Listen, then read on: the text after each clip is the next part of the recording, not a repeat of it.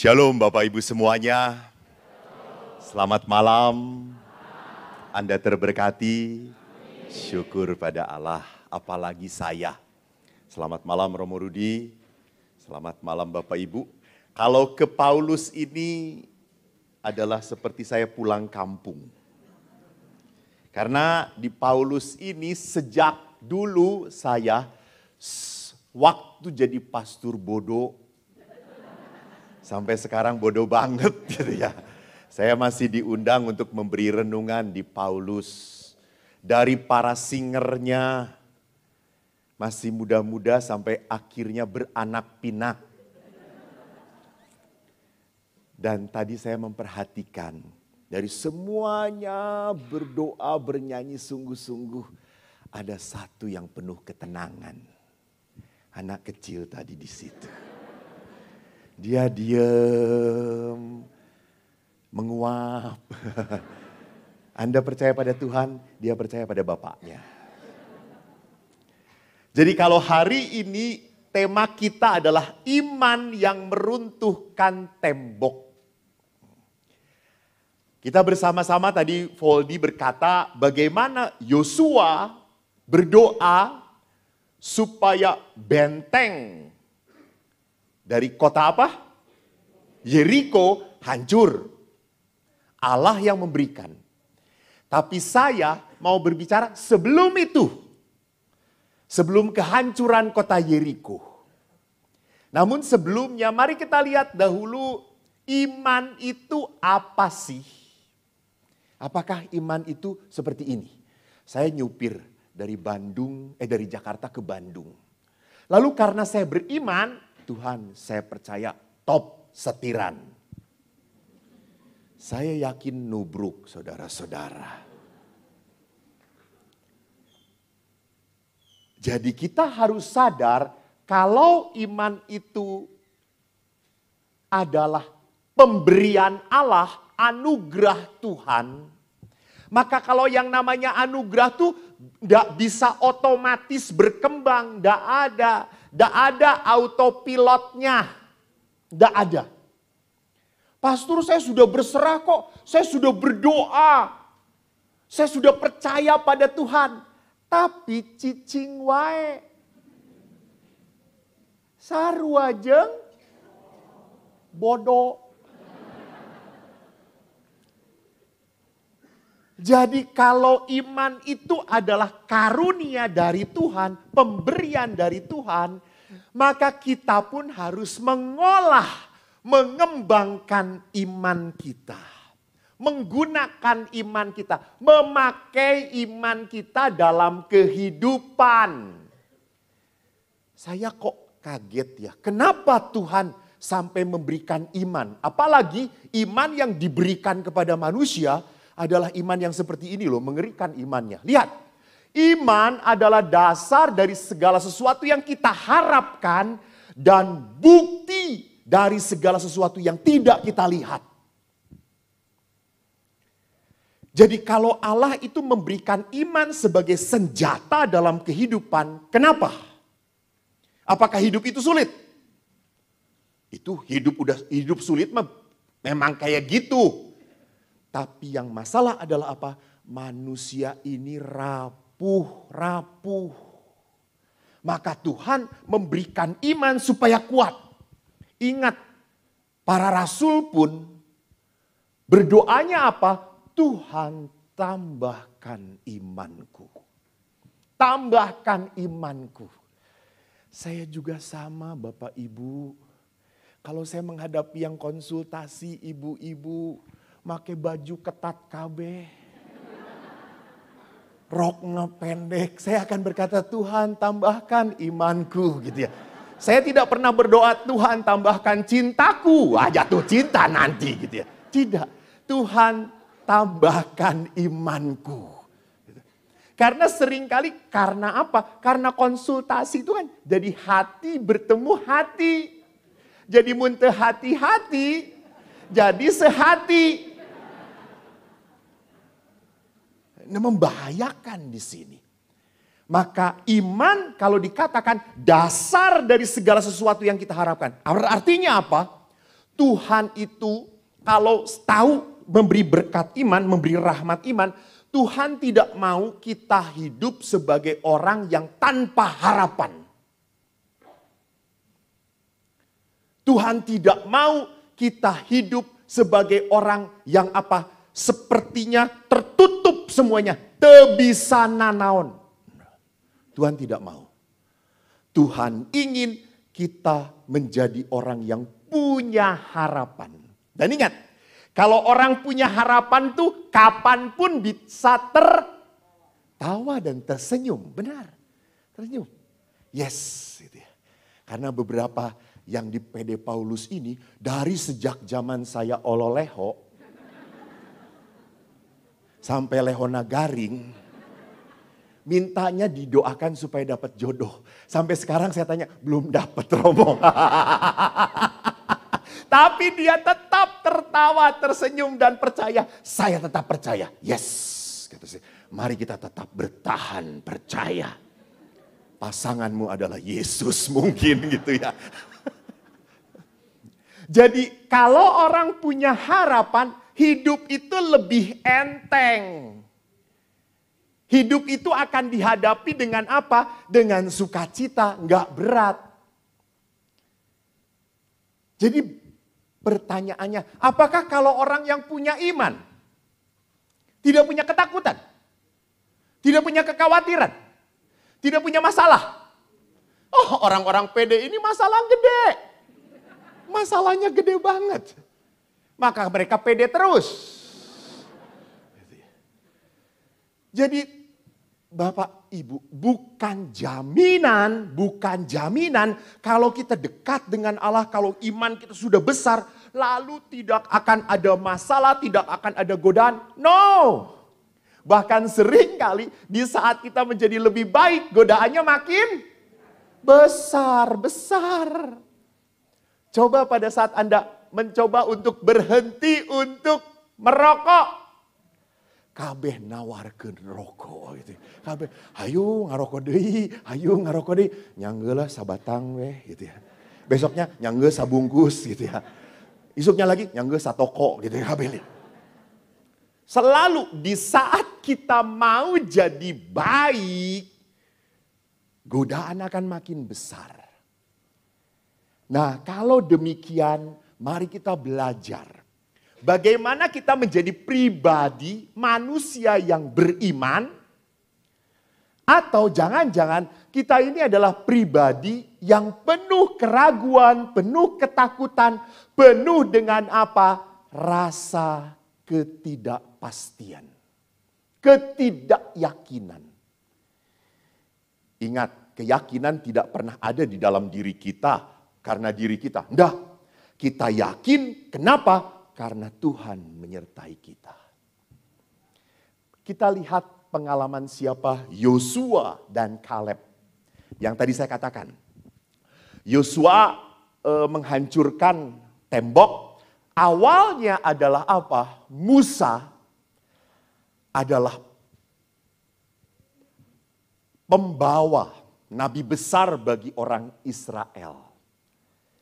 Karena dia menghantar dari Mesir ke Kanaan. Nah, mau masuk Kanaan rupanya tidak mudah. Kenapa tidak mudah? Mari kita saksikan. Ada dua tokoh dari 12 suku Israel yang bernama Yosua dan Kaleb. Mereka adalah orang-orang yang beriman. Maka mereka menyerukan apa? Tuhan itu menyertai kita. Jangan takut kepada orang-orang Filistin itu. Orang-orang Kanaan itu.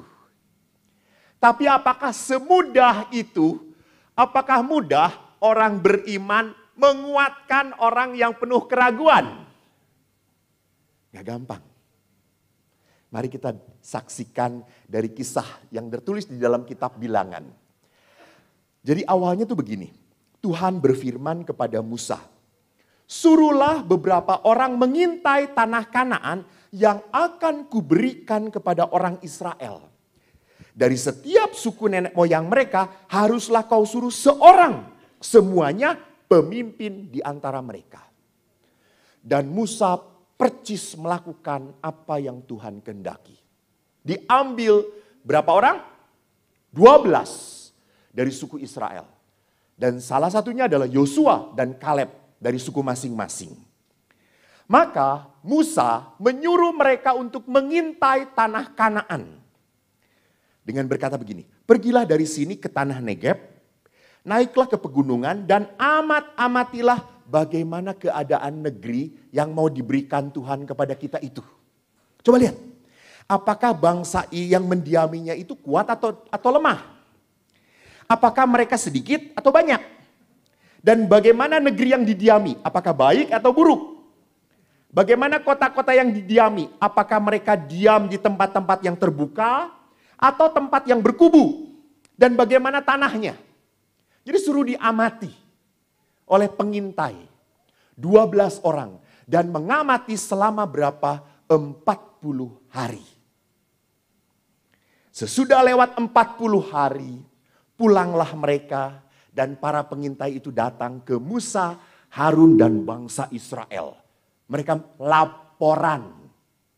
Kan istilah sekarang mah survei. Survei dulu sana gitu ya.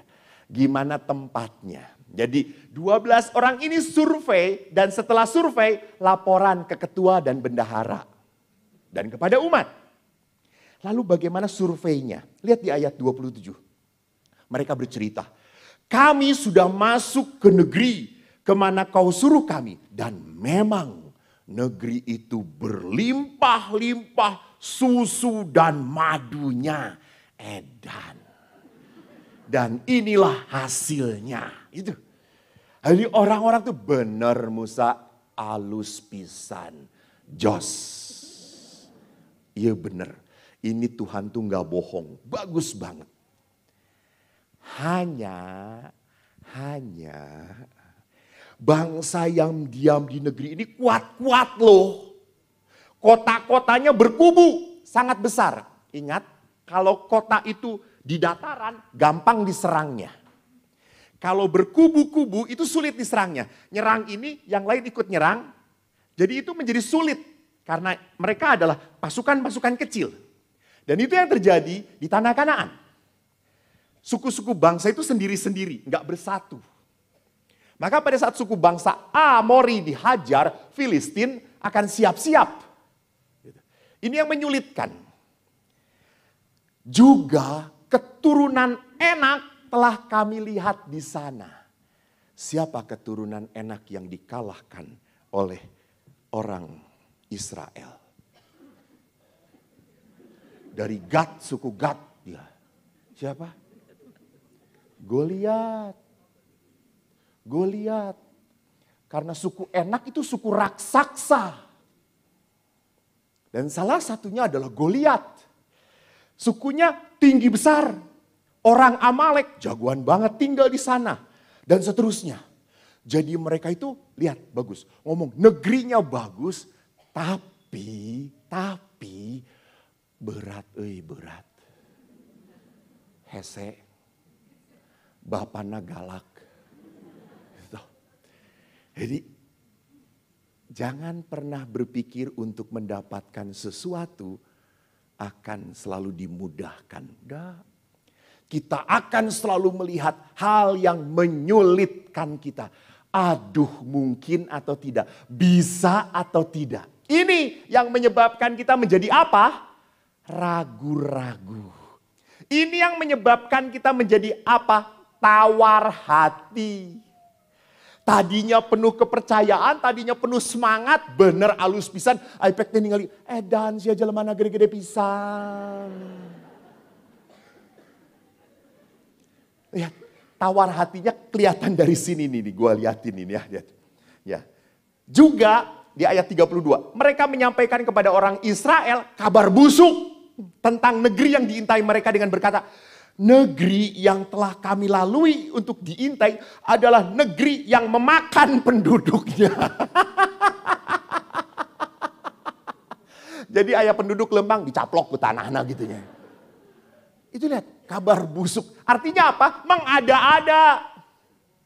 Lalu lihat apa? Semua orang yang kami lihat di sana orangnya tinggi-tinggi perawakannya.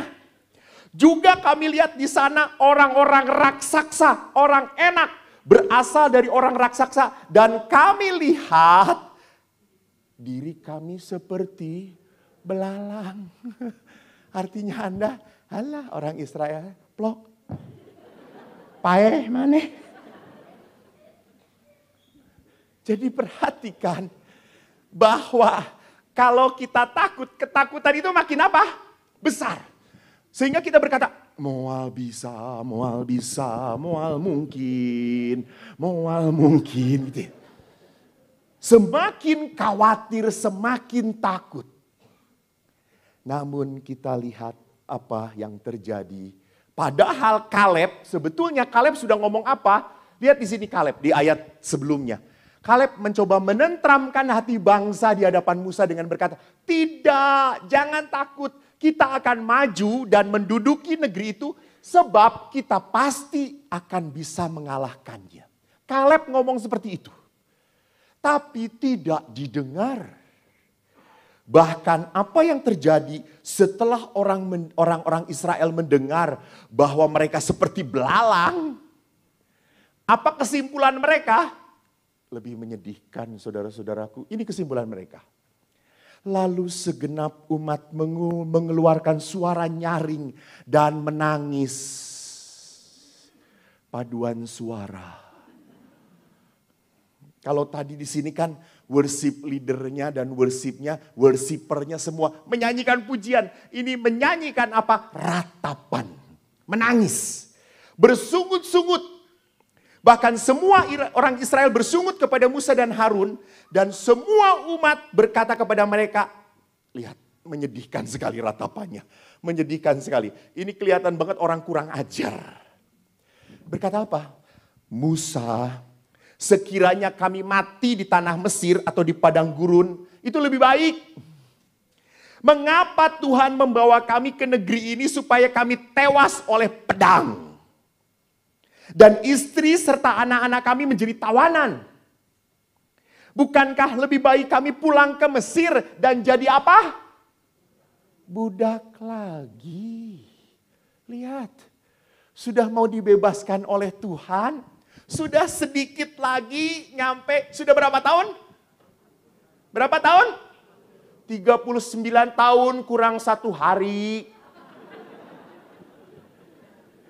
40 tahun, belum.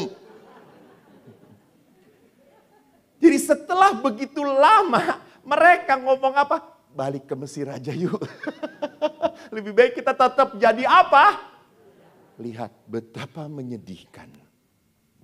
Mereka berkata seorang kepada yang lain, baik kita mengangkat seorang pemimpin pulang ke Mesir. Menyedihkan lihat. Lalu sujudlah Musa dan Harun di depan mata seluruh jemaat Israel. Musa sedih. Musa sedih. Sekian tahun Tuhan sudah melakukan sesuatu yang besar. Gunana. Tidak ada gunanya. Mereka masih tidak percaya pada kuasa Tuhan. Menyedihkan sekali. Ini lihat, bandingkan antara manusia yang penuh keraguan, ketakutan, dan manusia yang penuh iman. Maka lihat di sini muncullah Yosua bin Nun dan Kaleb bin Yefune. Ini adalah tadi 12, dua orang ini berkata apa? Negeri yang kami lalui untuk diintai ini luar biasa baiknya.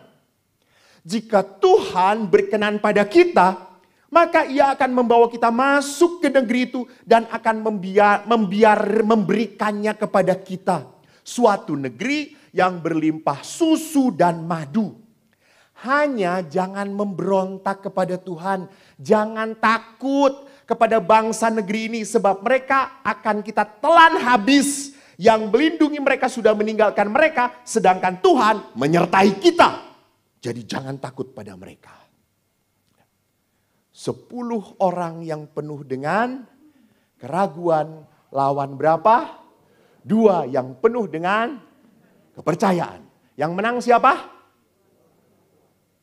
10 orang itu. Itulah orang pede itu selalu baik-baik, suci-suci, tapi tebener kabeh gitu ya. Yang dua, Bu, terpercaya tinggal ikentah. Tah. Eleh di baledogan. 10 yang ngomong tentang keburukan, 2 yang percaya bahwa Tuhan menyertai kita, kalah. Orang-orang Israel semua terhasut.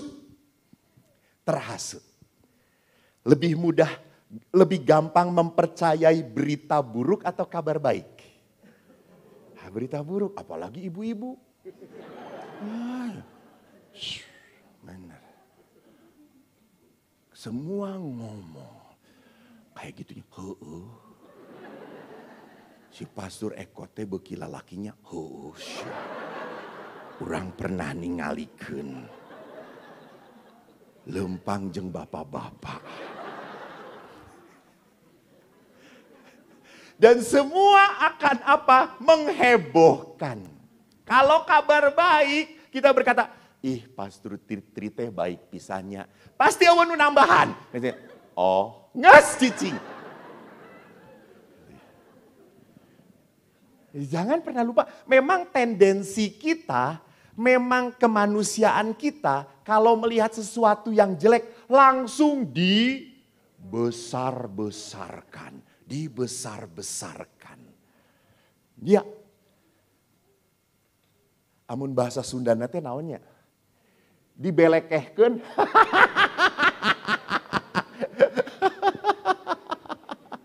Pokoknya mun kasih langsung digoreng-gorengkan gitu ya. Kan saya ingat itu kalau ada seorang oma suatu saat ikut misa gitu ya. Lalu pada saat ikut misa tuh sebelum misa sudah diberitahu tolong misa akan dipimpin oleh Romo Eko, tolong para bapak ibu, anak-anak, para oma handphone dimatikan supaya kusyuk. Lalu pada saat saya khotbah bunyilah nenonet. Mungkin dealerna pedal pop modern gitu ya. Terus semua orang tuh begini gitu. Terus bunyi lagi nenonet, kan makin kencang nenonet gitu ya. Lalu diam terus. Rupanya seorang oma.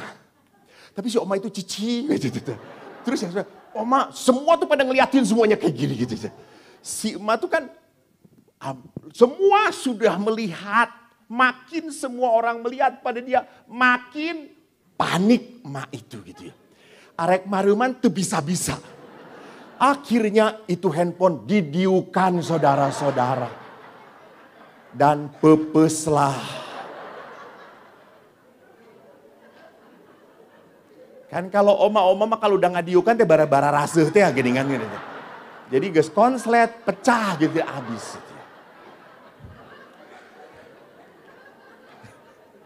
Apa yang saya mau katakan? Kita tuh sebagai orang Katolik sering kali gitu ya. Tegaan gitu. Ninggalin nu salah teh langsung. Kau ninggalin. Jadi nu salah teh merasa apa? Merasa dipermalukan. Iya maaf. Atuh nyaho mama. Lihat ya. Jadi seperti itu. Bahwa sering kali unsur negatif, unsur ketidakpercayaan, unsur keraguan itu lebih besar daripada iman. Maka perhatikan seluruh umat mengancam hendak melempari Yosua dan Kaleb. Namun apa yang terjadi? Bahwa ini macet.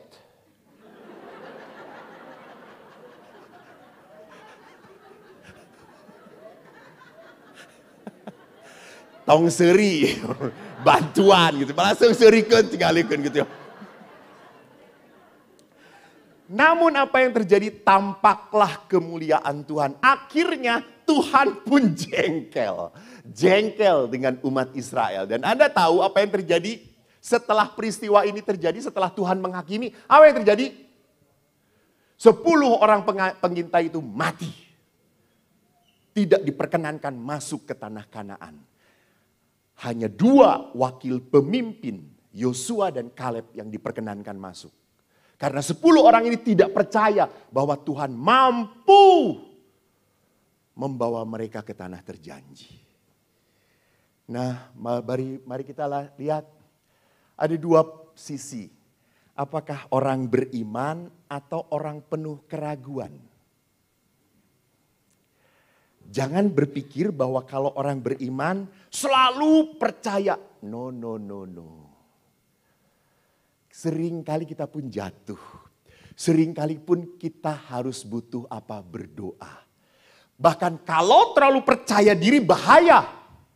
Karena kalau terlalu percaya diri orang itu akan menjadi apa? Sombong. Kalau terlalu percaya diri orang itu akan melupakan siapa? Tuhan. Bahwa yang memampukan kamu itu siapa? Tuhan. Saudara-saudariku yang terkasih, saya bersyukur bahwa saya dipakai oleh Tuhan. Untuk apa? Jadi corongnya Tuhan. Sada di mana-mana. Sampai saya kemarin ke Kendari.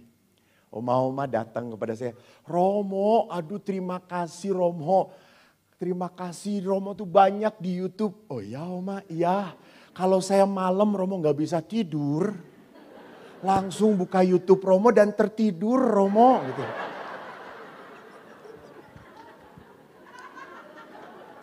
Cek saya, terima kasih Tuhan. Panggilanku adalah menidurkan oma-oma yang mesti naon lah gitu ya. Lalu kan saya seringkali diminta orang lalu perminyakan dan akhirnya bablas, kandas seringkali. 4 hari yang lalu oleh sahabat saya dipanggil Romo tolong papa saya sakit, didoakan.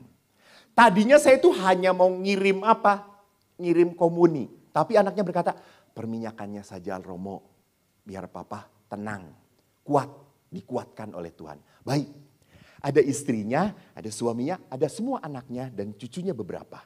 Datang ke rumah sakit Siloam. Pas saya masuk, Kong, Romo, sehat Kong? Sehat Romo, cuma kadang-kadang sesak Romo. Oh ya oke, kita berdoa ya Kong ya. Nanti saya akan beri sakramen perminyakan ya Kong. Anda tahu reaksi ibunya? Ibunya tuh langsung kayak gitu loh. Lalu saya beritahu, Oma, sakramen perminyakan itu adalah sakramen supaya apa? Supaya engkau makin dikuatkan oleh Tuhan. Disembuhkan oleh Tuhan. Karena di dalam surat Rasul Yakobus dikatakan, jika ada orang yang sakit, mintalah kepada pemimpin jemaat untuk diurapi. Supaya ia dipulihkan. Dan kalau ada dosa, ia diampuni oleh Tuhan. Lalu omanya berkata, ya Romo, baik. Lalu perminyakanlah. Dan komuni. Dan Anda tahu kebesannya diomongin. Si Engkong sudah perminyakan. Oleh siapa? Pastor Eko. Apa jawab besannya? Siap.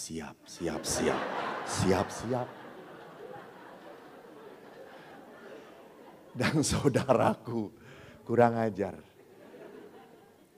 2 malam yang lalu engkong ini dipanggil Tuhan.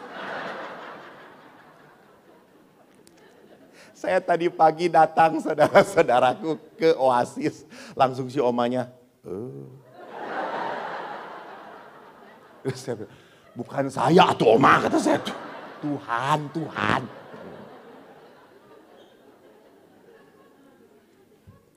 Jadi lihat di sini, saya seringkali dan di satu sisi ya, Anda boleh punya harta banyak, punya mobil hebat gitu ya. Terus kalau sudah saya masuk ke orang-orang yang sudah di ICU, sudah tidak bisa apa-apa. Apakah mereka minta harta lebih banyak? Mau malah Romo doakan supaya menang mobil barunya mau. Aya. Saya sebut gelo maneh ya hirup can puguh gitu minta mobil baru gitu saya. Semuanya pasti minta apa? Sembuh, betul sembuh, sehat. Pada saat itu saya berkata, Anugerah Tuhan yang paling indah itu adalah apa? Hidup, hidup, hidup, cukup. Maka menjadi orang yang beriman itu adalah seperti apa? Mari kita lihat di sini. Kita harus sadar bahwa peristiwa yang sama belum tentu dihadapi oleh orang berbeda dengan cara pikir, cara pandang yang sama. Coba saja lihat begini, pada saat Anda misa di Paulus, kan umat Paulus mah aneh. Ya terjemahkan sendiri saja, terjemahkan sendiri, tenang, tenang. Jangan emosi. Kalau emosi jangan lagi dipanggil saya gitu ya. Kalau imamnya keluar tidak tahu toh siapa tuh imamnya. Teng, langsung akan berkata, nu iya. Jadi apa yang sama? Mungkin yang satu berkata, nu iya, yang lain berkata, yes si pastor iya. Ya atau tidak? Beda. Padahal pasturnya sama. Pasturnya sama, tetapi reaksinya berbeda. Kemarin kan saya ngisi di persekutuan doa katedral. Lalu kan pagi-pagi saya tuh ke katedral mau bolak-balik. Naik apa? Naik travel. Pagi-pagi berangkatnya naik Jekyll. 8 orang karena fullnya 8 dengan 1 9. Saya di belakang. Anda tahu supirnya anak muda, kencengnya kayak setan. Dia pikir kita ini karung. Wah, sebet, ngerem sama sekali. Edan saya itu. Saya di belakang sampai, wah Yesus Kristus, Tuhanku gitu ya. Padahal saya mau tidur. Itu aceleng-acelengan. Anda tahu MBZ? MBZ itu wow geruduk. Asem tenan gitu ya. Dan apa yang saya saksikan dengan 7 temanku ini. Tidur nyaman saudara-saudara. Cek saya teh edan iman kalian besar banget. Cek saya. Sampai di Pati Ukur mereka semua seger, saya utah.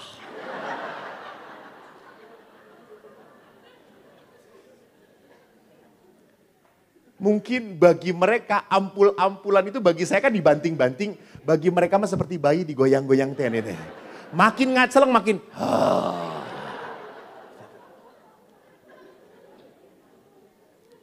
Lalu saya tuh kan udah sakit-sakit badan. Ngisi lah. Setelah ngisi langsung pulang. Jam 9 malam.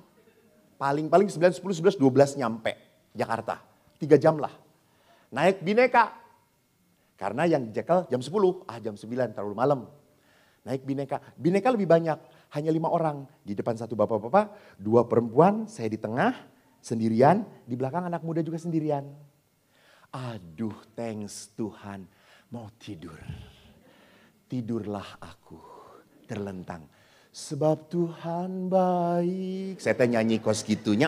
Sebab Tuhan baik. Bahwasanya besar setianya. Di kilometer 72, mobil ini tiba-tiba kenceng pelan. Cek saya teh kunaon ya mobilnya. Saya lihat di depan gak ada apa-apa. Saya lihat supir. Terus saya ngomong, Pak ngantuk? Alas. Dan saudara-saudaraku apa yang terjadi lagi dengan 4 saudaraku yang lain tidur lagi. Saudara-saudara. Akhirnya saya ngajak ngobrol gitu. Terus saya ngomong, Pak buka we jendelanya. Ya buka ya Pak. 5 menit. Kieu deui. Aduh. Saya ngajak ngobrol terus. Dan harusnya sampai di Jakarta itu kan jam 12-an. Jam 1 baru semuanya Tang City. Di Tangerang City, saya di Karawaci. Tangerang City semua turun. Kecuali saya. 4 turun. Tinggal saya dengan supir. Anda tahu supirnya ngomong apa? Pak ke Karawaci teh lewat mana? Aduh! Saya teh. Terus saya ngomong, Pak ingat Karawaci bukan kuburannya, cek saya teh. Kan orang Sundanya, ke kanan, cek saya teh. Terus ke kanan. Aing ka dieu, kiri, eta teh. Lempeng, cek saya teh. Terus di Pinang Sia tuh saya ngomong, U-turn.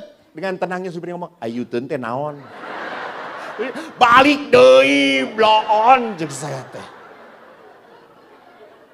Balik lagi saudara-saudaraku. Dan akhirnya itu sampai full, Bapak itu tidak sempat buka pintu, saya langsung berhenti, tutup, ngerebahkan ini, tidur dia. Saya berkata, terima kasih Tuhan, Eko hidup kene. Apa yang saya mau katakan, setiap peristiwa itu tidak sama tergantung iman kepercayaannya. Maka kalau naik travel, Anda harus punya iman yang besar. Anda bangun, tinggal lihat apakah sampai Jakarta atau gimana nasibnya kan rumah iman gitunya.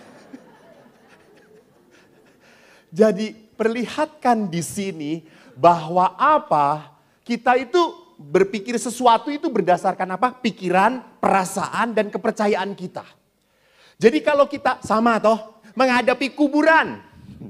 Kemarin ada seorang suami ngomong, Romo, istri saya itu ya, doa anak kenceng pisan. Kenceng. Setiap saat doa, bisa sering. Tapi mun ka kuburan, sieun Romo. Sieun dia itu. Gitu. Jadi bagi orang tertentu kuburan enggak apa-apa. Gitu. Tapi bagi yang lain menakutkan. Sama, ada seorang pastor teman saya, nggak akan saya ngomong namanya. Dia paling takut kalau apa? Suruh berdoa di kematian. Apalagi sebelum ditutup petina. Terus saya tanya, terus kamu kalau memberkati jenazah gimana? Merem gue. Pernah saya berciki jenazah. Terus bersinar, Romo bukan di situ jenazahnya. Oh salah. Yang dia berciki itu tutup petina. Romo jenazahnya di sebelah sini. Oh.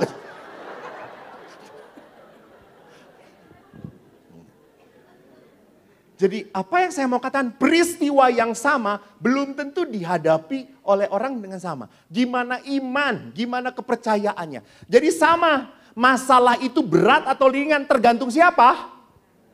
Iya. Tergantung iman Anda. Tergantung iman Anda. Maka orang-orang yang penuh keraguan selalu melihat kesulitan, tantangan itu adalah hambatan. Bagi orang yang penuh keraguan, selalu jawabannya adalah apa? Tidak bisa. Tidak bisa. Gitu. Saya paling jengkel, ya sama ibu-ibu yang konsultasi, diberi nasihat, lalu jawabannya apa? Udah, nggak bisa. Kak dia udah juga nggak bisa. Terus saya ngomong, Bu konsultasinya sama paus aja lah, kata saya teh. Jangan sama saya gitu. Selalu tidak bisa. Itu adalah jawaban orang yang penuh keraguan. Karena dia selalu melihat apa? Tantangan itu masalah. Dia tidak pernah melihat bahwa di balik tantangan itu adalah ada perkembangan hidup. Yang kedua, bahwa orang-orang yang penuh dengan ketakutan selalu mencari apa? Mencari masukan yang membuat mereka akhirnya ragu-ragu, takut lagi. Tolong saudara-saudariku, kalau ada WA yang menakutkan, jangan terlalu mudah untuk yaitu copy share. Tolong. Jadilah pembawa kabar baik. Kabar sukacita. Jangan pembawa kabar kecemasan. Saya dengan oma opa dari dulu paling senang kalau khotbah itu membuat mereka ketawa. Arek naon deui.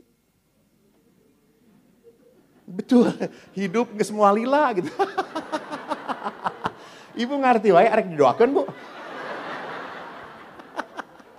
Iya, geus kolot, goreng patut, hirup hese di karunya toh. Saya paling sedih kalau di panti jompo ngasih khotbah, pastor-pastor, lalu oma-omanya teh mengkerit gitu. Saya yakin serangan jantung sebentar lagi mati. Ulah antep mereka matinya dalam keadaan tertawa gitu ya. Itu lihat. Jadi saudara-saudariku, orang yang penuh dengan kecemasan akan selalu membawa apa? Dia lebih percaya pada berita-berita buruk. Bahkan menolak apa? Menolak iman, menolak pandangan positif. Nggak bisa diberi masukan. Kalau orang sudah berkata susah, nggak bisa. Mau dikasih masukan seperti apapun, mental. Capek. Maka saya kalau ada ibu yang sakit, menangis, ada pernah suatu hari saya habis persekutuan doa di Monica. Saya berbicara tentang Allah yang Maha Baik. Seorang ibu tiba-tiba dengan wajah yang mengerikan, saudara-saudara. Nggak pakai masker aja mengerikan. Itu kan benar-benar menakutkan toh gitu ya.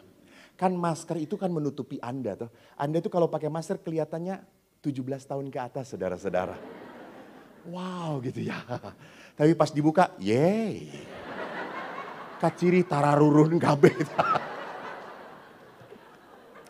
Maka ada beberapa ibu-ibu kalau foto tetap pakai masker. Bu buka, jangan. Lalu ibu itu begitu mengarikan. Lalu tiba-tiba saya ngomong, mau pulang. Ibu itu di tengah jalan, Romo saya mau bicara. Oh boleh bu, silakan. Romo tuh ngomong omong kosong semuanya. Saya jawab, haleluya. Kalau begitu. Kenapa bu? Saya enggak percaya bahwa Tuhan itu baik. Hidup saya penuh dengan penderitaan Romo. Saya ngurus 3 anak dan ditinggalkan oleh suami saya. Langsung saya dalam hati berkata, bisa dimengerti. Orang menjadi salaki oke moal tahan ningali kos kieu. Saya dalam hati coy.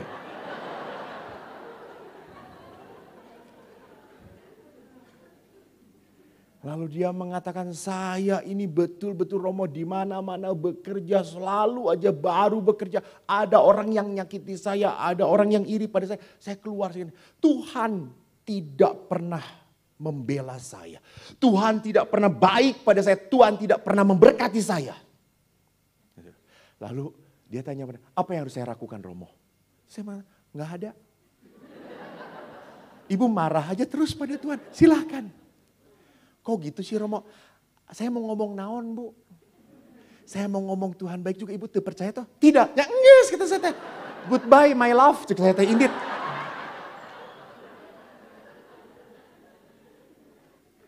Bapak ibu, kalau orang sedang ada di dalam kemarahan, sedang ada di dalam kepedihan dan kesedihan, biarkan.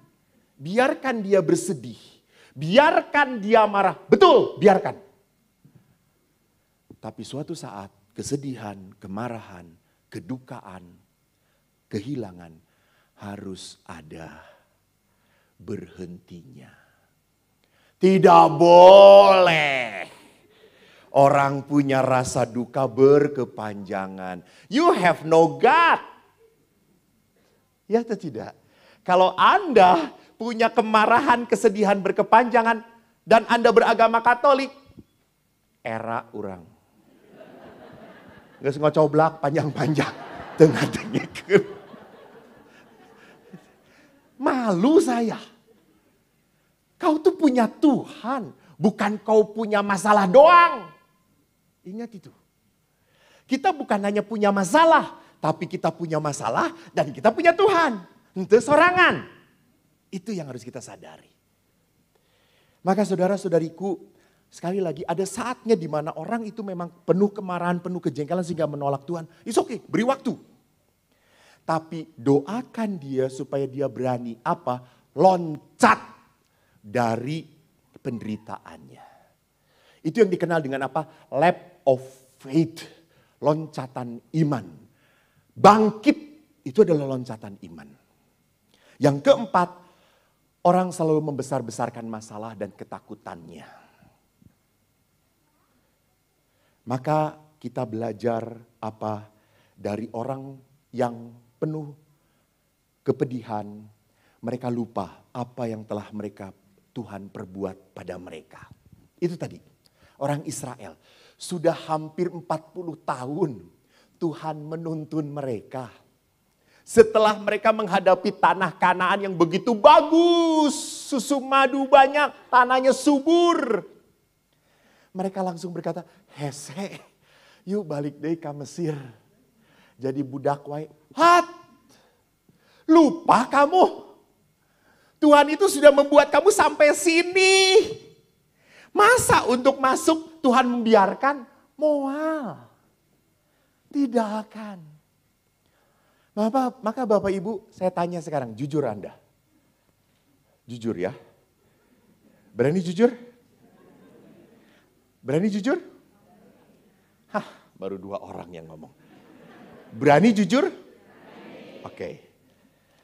Siapa yang punya ketakutan menghadapi tahun 2023?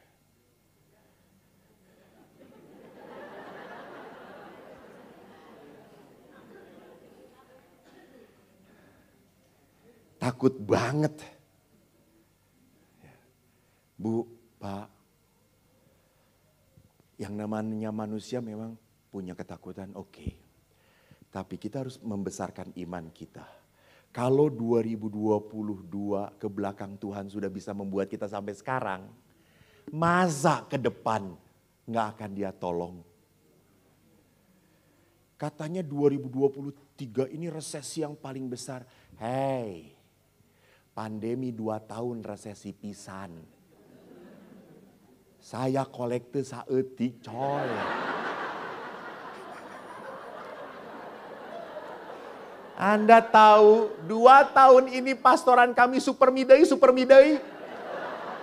Saya tadi ke pastoran Paulus daya sesah dibuka. Ini super mina loba pisan saya teh. Ini gara-gara kolekte menipis tuh kayak gini. Biasanya cukiok, babi kodok ya, ayam kodok gitu. Ayo nangan super midai gitu. Jadi saudaraku, kalau Tuhan sudah membuat Anda sampai tempat ini, masa Tuhan akan membiarkan? Enggak. Jadi kalau Anda putus asa, Anda tidak punya harapan, lihatlah ke belakang. Jangan lihat ke depan. Karena ke depan Anda belum lihat Tuhan. Benar atau tidak? Anda bisa melihat Tuhan dari mana?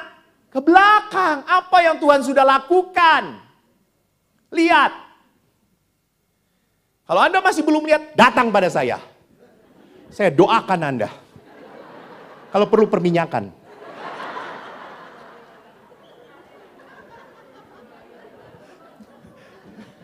Nah Tuhan nasaha saya nu jengkel. Yang kedua adalah apa?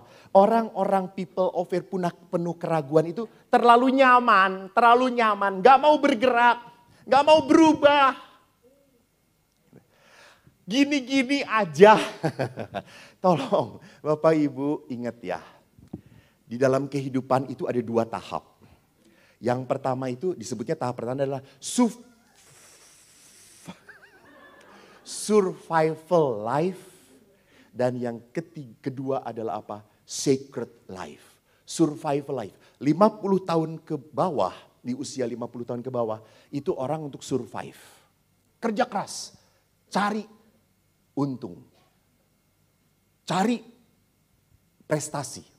Untuk siapa? Anak, keluarga. Setelah 50 tahun, Anda harus sudah mulai sadar. Ya, kerajaan surga dekat. Pintunya kecil. Maka yang gendut-gendut kecilkan badan Anda. Gendutkan iman Anda. Ya, jadi sudah 50 tahun tuh jangan gendutkan badan Anda. Salah. Besarkan iman Anda. Latih hidup rohani Anda. Dan untuk melatih hidup rohani, itu orang harus berani apa? Keluar dari comfort zone. Jangan jadi orang Katolik, ngandi imah wae cicing. penuh penderitaan. Pelayanan Pak, pelayanan. Anda terus-terusan ngelihat istri Anda, moal gelis-gelis. Moal. Anda makin apal di mana nu turun-turun kabeh teh gitu. Mi, nah setiap poe teh ka bawah terus. Maka sekarang bagaimana menjadi people of faith? Menjadi manusia beriman. People of faith selalu ingat akan karya Allah. Dan hidup mereka tidak hanya menjadi orang yang penuh syukur, thanksgiving person, but also he become thanksgiving person, even he become a faithful person. Orang yang hidupnya penuh iman, bukan kumaha engke, bukan. Orang yang penuh iman itu bukan kumaha engke lah, terserah Tuhan. No, dia berusaha sungguh-sungguh. Karena Tuhan tidak pernah membiarkan setiap usaha anaknya. Jadi jangan pernah berpikir kalau orang beriman itu pasif. Diam aja. Enggak. Justru orang beriman itu bergerak, melakukan sesuatu. Dan Tuhan menyertai dia. Kalau orang diam saja, perlu disertai Tuhan enggak? Enggak perlu. Orang cicing wae. Orang yang disertai Tuhan adalah apa? Orang yang bergerak. Keluar dari dirinya.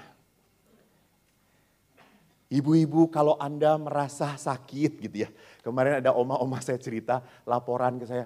Romo, kenapa? Saya teh sakit. Sakitnya apa? Dari ujung rambut sampai ujung kaki sakit saya teh. Gitu. Kan si oma ini janda. Tapi gak kembang lagi.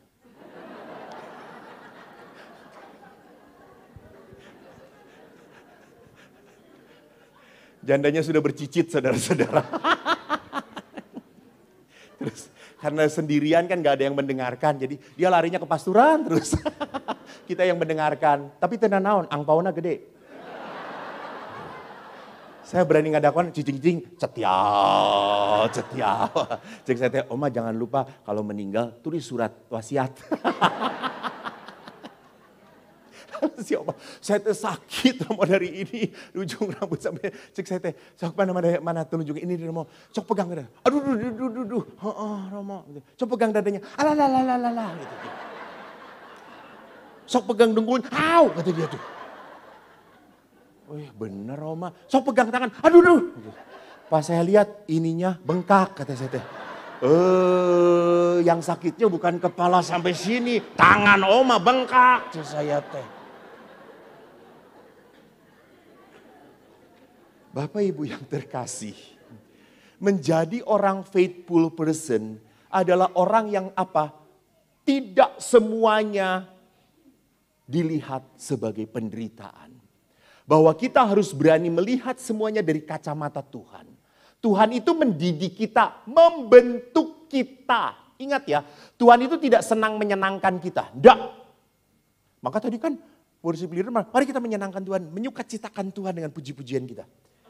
Kita yang bertugas untuk menyukacitakan hati Tuhan dengan puji-pujian. Kita itu dibentuk oleh Tuhan. Namanya dibentuk itu menyakitkan toh. Ya, seperti pohon mau dibentuk jadi patung, kudu dipotong. Kudu dicacag, sama. Jadi bapak-bapak, ibu-ibu makin tua tuh Anda makin dibentuk. Reliefnya makin jelas.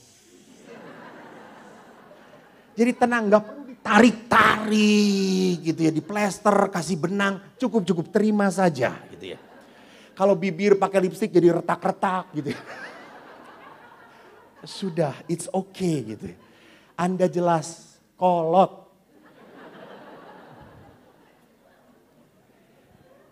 Maka ada 3 hal menjadi people of faith. Pertama apa? Seorang yang beriman selalu mempunyai rasa syukur.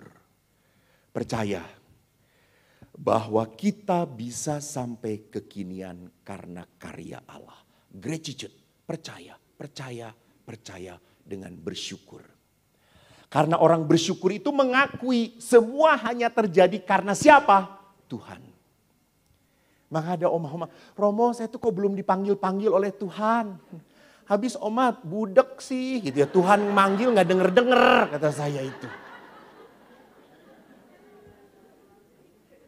Oma, kalau Tuhan belum memanggil Oma, Tuhan masih memberi waktu untuk Oma. Dan Tuhan ingin menggunakan Oma. Ingat, tidak pernah ada kehidupan tanpa arti. Selalu ada arti. Maka jadilah seorang hidup yang penuh arti kalau bisa mensyukuri. Gak mungkin orang bisa melayani kalau orang itu penuh keluhan. Benar atau tidak? Gak mungkin. Hanya orang yang bersyukur yang bisa melayani. Yang bisa memberi berkat pada orang lain. Kedua adalah apa? Growth. Jangan pernah berpikir kalau orang tua itu sudah beres. Enggak. Iman itu harus terus berkembang. Berkembang. Walaupun Anda tua, belum tentu iman Anda dewasa. Banyak orang tua yang imannya kekanak-kanakan. Saya sudah berdoa kayak gini. Saya sudah memohon kepada Tuhan.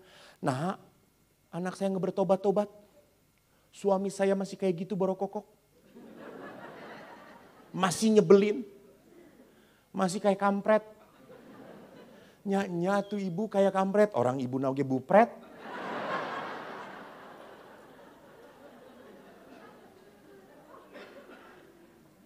Jadi kita ini imannya seperti anak karena apa? Kalau kita sudah berdoa, Tuhan harus ngikutin kita. Itu iman anak-anak. Doa itu bukan mengatur Tuhan. Doa itu adalah apa? Adalah supaya hati kita bisa diatur oleh Tuhan. Ngerti? Mengerti? Jadi doa itu bukan kita ngatur Tuhan. Kita berdoa supaya kita bisa diatur oleh Tuhan. Yang ketiga, bergantung pada Tuhan. Bu, Pak, kita bukan orang hebat. Kita mudah jatuh. Maka setiap saat berserahlah. Bukan berserah pada saat kita sudah tidak bisa apa-apa lagi. Sudah kepentok baru berserah. No. Di saat Anda memulai kehidupan, Anda berkata, Tuhan, aku menyebut namamu karena aku percaya padamu. Di saat kita percaya, Allah akan turun tangan kepada kita. Anda percaya ada sebuah lagu. Saya suaranya sudah kayak gini, saudara-saudara.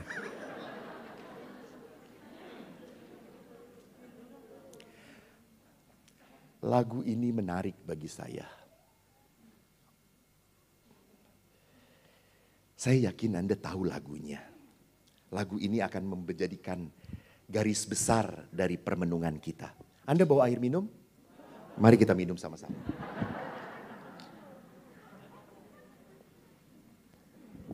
Supaya kita bisa menyanyikan ini dengan penuh iman.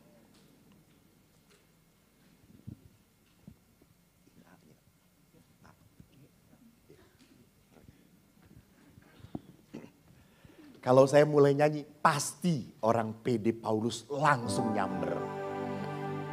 Kata-katanya bagus sih. Tak usah ku takut, Allah besertaku. Tak usah ku bimbang, Yesus peliharaku. Tak usah ku susah,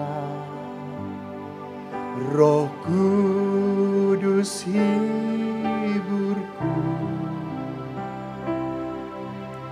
Tak usah ku cemas, Dia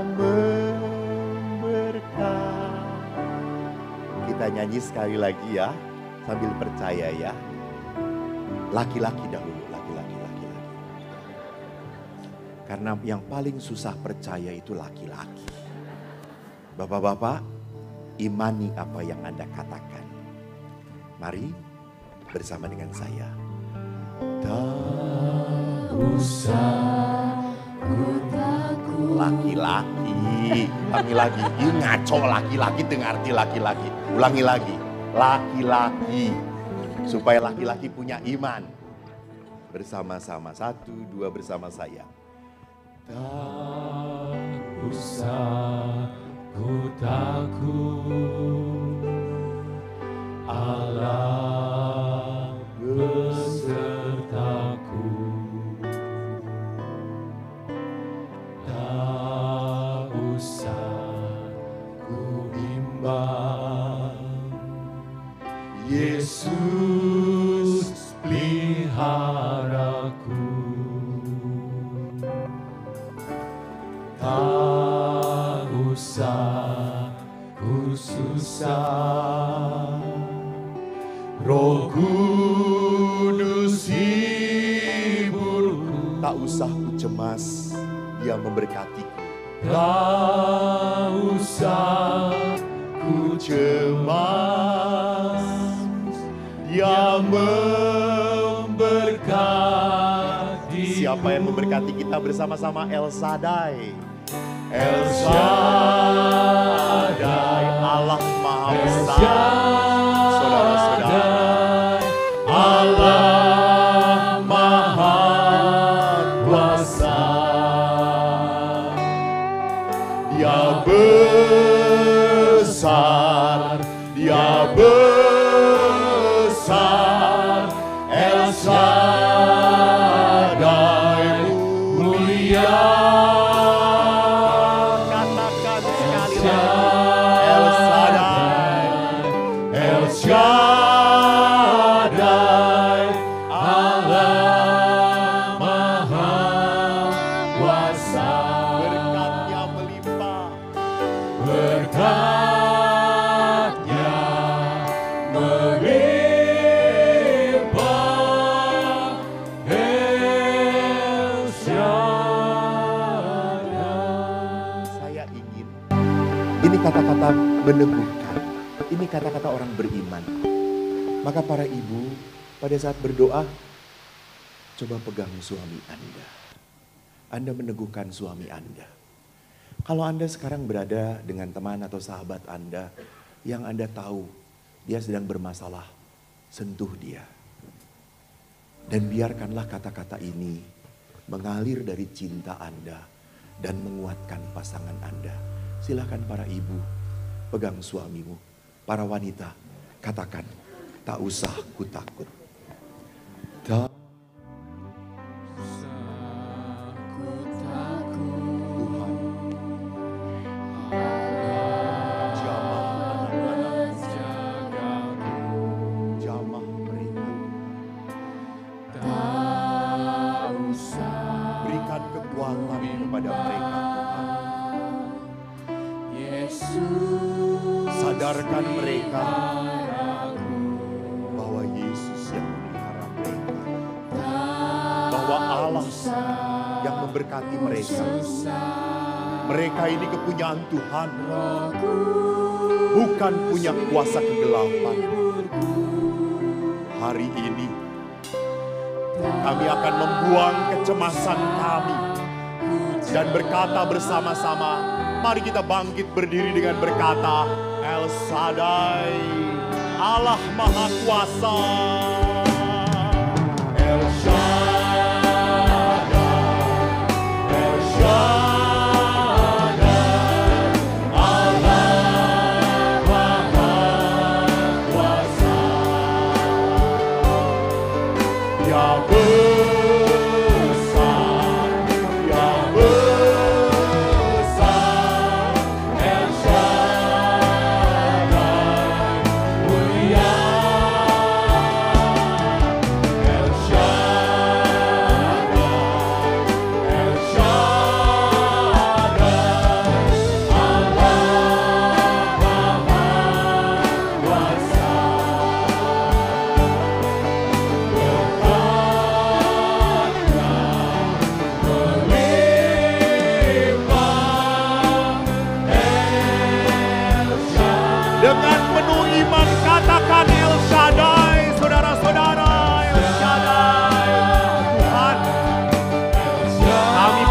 percaya padamu Tuhan.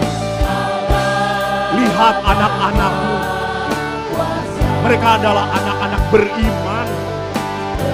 Mereka percaya pada kuasa-Mu.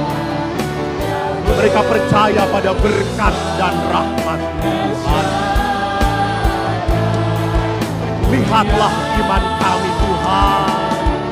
El Shaddai, El Shaddai, Allah Maha Kuasa.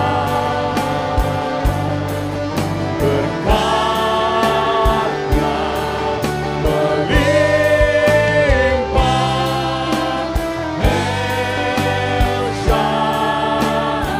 Berkat-Nya melimpah saudara-saudara, berkat-Nya melimpah.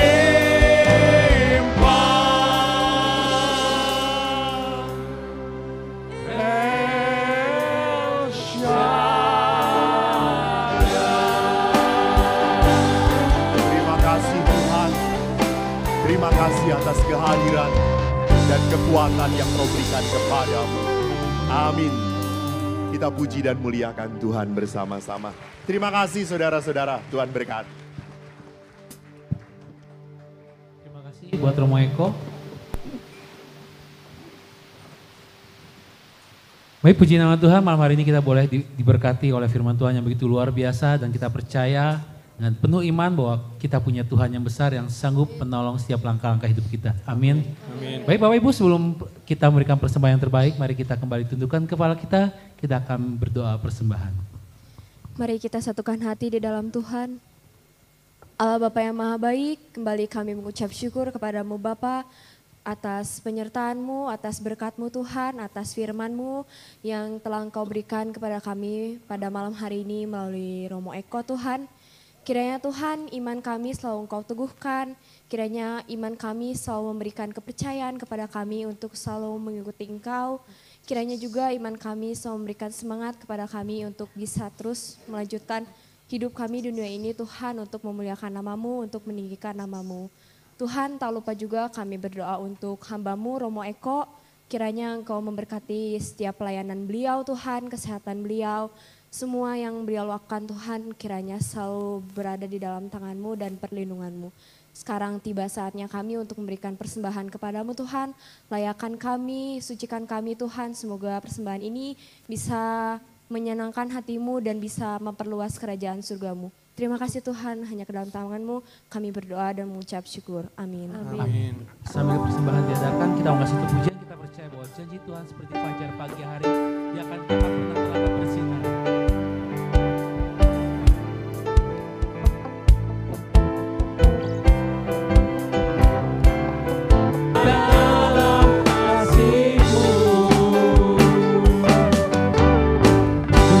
Tuhan.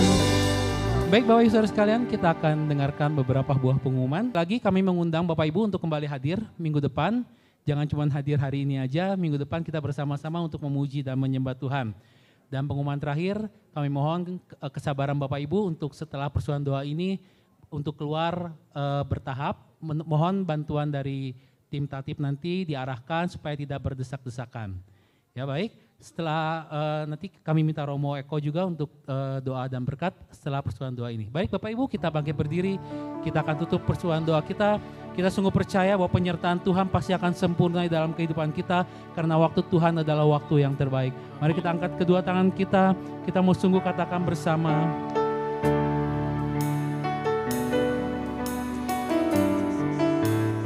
Apapun yang boleh kami alami, kami percaya Tuhan pasti akan menyertai hidup kami saat ini.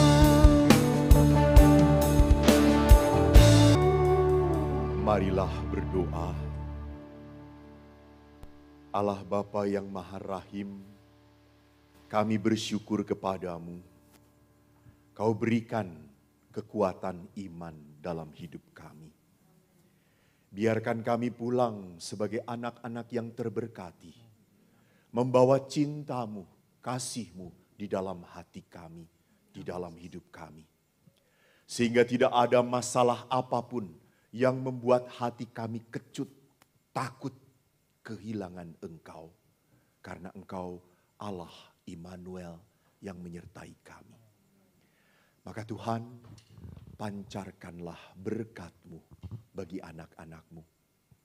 Jauhkan mereka dari mara bahaya, dari segala penyakit, dan dari segala godaan kuasa kegelapan. Berikan rejeki yang berkecukupan, kesehatan, dan sukacita. Berkat-Mu mengalir atas mereka. Dalam nama Bapa, Putra, dan Roh Kudus. Amin. Tuhan memberkati. Terima kasih. Terima kasih buat Romo Eko dan juga Romo Rudi yang telah hadir malam hari ini. Sampai jumpa Bapak Ibu, Tuhan Yesus memberkati.